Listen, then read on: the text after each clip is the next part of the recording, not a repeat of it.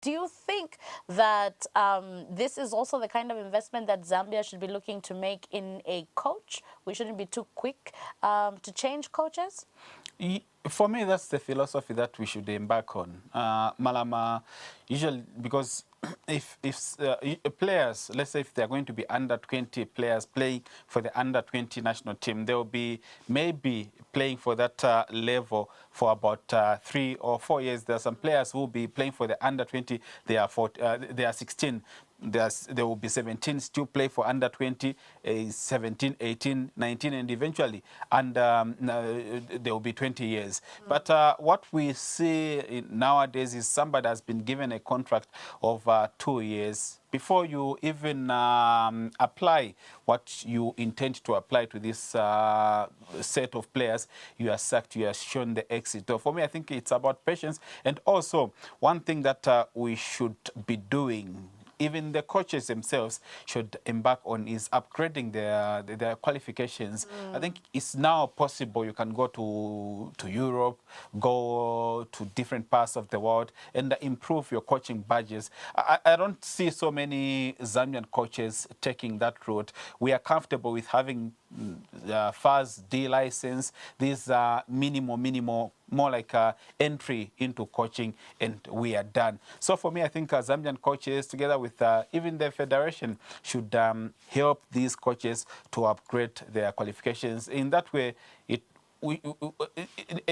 even when we are looking for a coach to coach the national team, you know that amongst your locals, you already have somebody who has those better Well, Bobby, do you think also the fans also add that pressure when it comes to FAS? Because, I mean, half the time, if Zambia does not do well in 2-3 games, the fans themselves begin to call for the sacking of the coach. They begin to call for the president of the federation as well to get fired. We see the hashtags, you know, game in, game out, Kamanga out. Go. The coach, whoever coach is in place at that time, must go. Do the fans, or do you think the fans also have that patience that the Senegalese have managed to display? I don't think, for me, I think fans are everywhere the same. You're not giving them results, they will call for your head.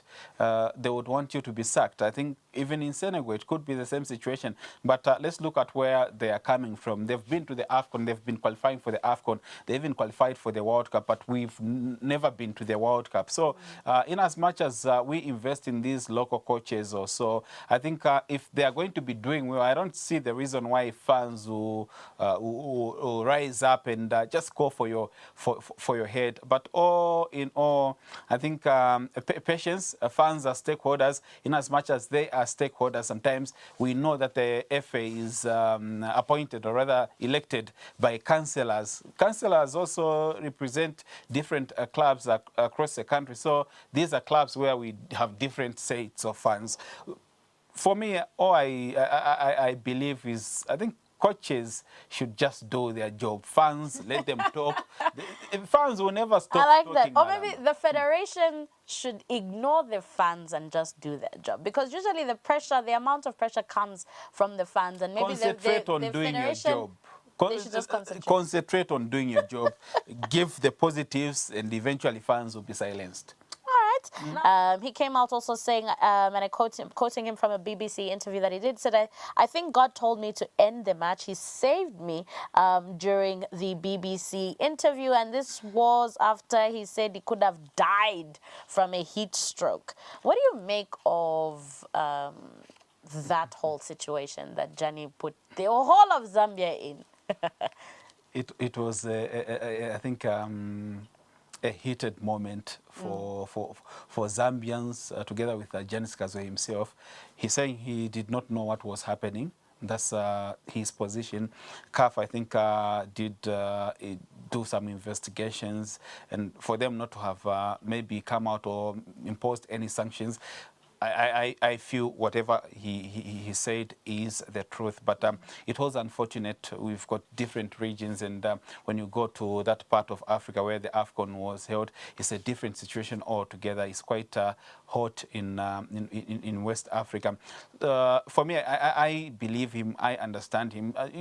Malama, how can you make two mistakes calling for full time twice? In the 85th minute, he whistled for full time. Then again, realized that it was not yet time up. Then again, a few seconds before full time, he blows for the final whistle without even adding any additional injury time to the 90. So it's quite unfortunate, but I think going forward, we should learn something from this outing. He's our very own. I think we should not throw him in the court, but when a wrong is wrong, it should be said just the way it is. But he's given an excuse, which I totally understand.